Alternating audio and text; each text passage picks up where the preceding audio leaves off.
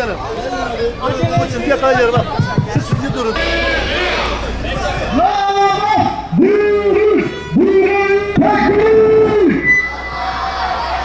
Tekbir! Bağlantı! İsrail!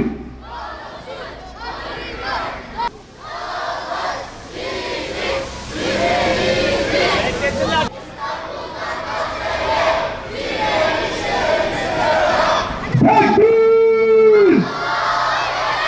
Tekbir!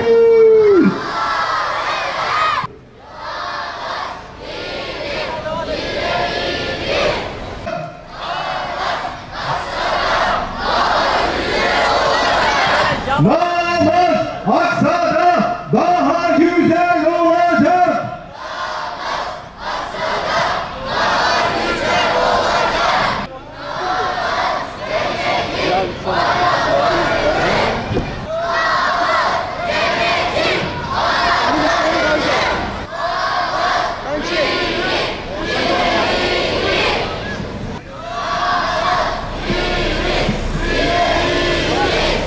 İstanbul'dan Gazze'ye yine düşer selam.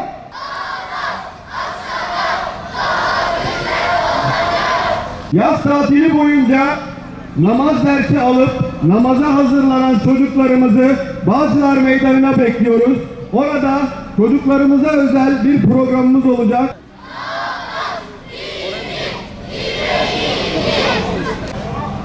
Kıymetli halkımız, yaz tatili boyu namaz dinin direğidir.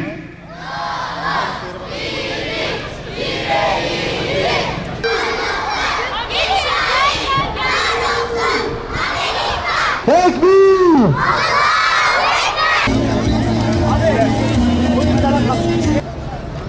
Ben açacağım, sen merak etme.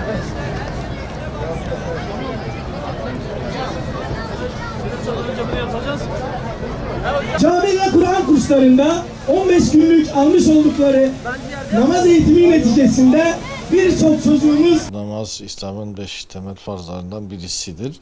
Allah Resulü namaz için kulun mahşerde Allah-u Teala'nın ilk sual edeceği, ilk hesaba soracağı amel olarak nitelendiriyor.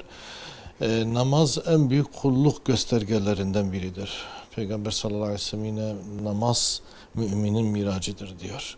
Allah-u Teala Celle Celaluhu Kur'an-ı Kerim'de namaz insanı hayasızlık ve kötülükten men eder diyor. Namaz bir ibadetler, bir dualar bütünüdür. Dolayısıyla müminlerin en büyük göstergelerinden birisidir. Allah-u Teala yine müminlerin özelliklerini sayarken لَذِينَ هُمْ فِي صَلَاتِهِمْ خَاشِعُونَ onlar namazlarında huşu içerisindedirler. Yani Allahu Teala ile direkt görüşüyor, direkt onunla münacattaymış gibi bir durumdur yani. Dolayısıyla o an Allahu Teala ile direkt görüşmenin verdiği bir huşu içerisindedirler. Dolayısıyla namaz çok önemli bir fariza ve Müslümanların en büyük amellerinden birisidir. Peygamber sallallahu aleyhi ve sellem yine emirleri gereğince hani çocuklarınıza namazı emredin. 7 yaşına geldiklerinde 10 yaşına kadar geldiklerinde hala kılmıyorlarsa onları azarlayın yani kılmalarını sağlayın. Çünkü siz iyiliği emrediyorsunuz onlar ve onlar eğer namaz kılmazlarsa haliyle kötülüğe, hayasızlığa temayül ederler. Gerçekten de namazsız bir toplumun durumunu görüyorsunuz. Şu anda Türkiye %99'u Müslüman bir ülke ve bir hayasızlık furyası göz önünde.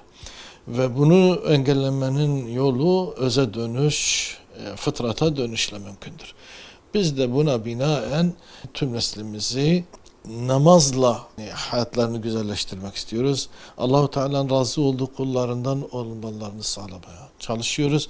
Bu bağlamda yetiştirdiğimiz gençlerimizi onlara dönük yaptığımız programlarda bunu onlara öğrettik ve bugün onun finalini inşallah bu pazar günü yapacağız.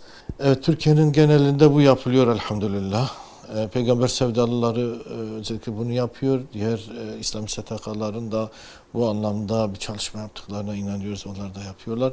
Ve biz bu anlamda yapılan bütün çalışmaları destekliyoruz. Allah izin verirse pazar günü ikindi vakti Avrupa yakasında Başakşehir Merkez Camisi'nde buluşuyor. Orada kortejimizi oluşturuyor. Millet Bahçesi ve Kent Meydanı'nda bir araya gelip bu programımızı orada icra ediyoruz.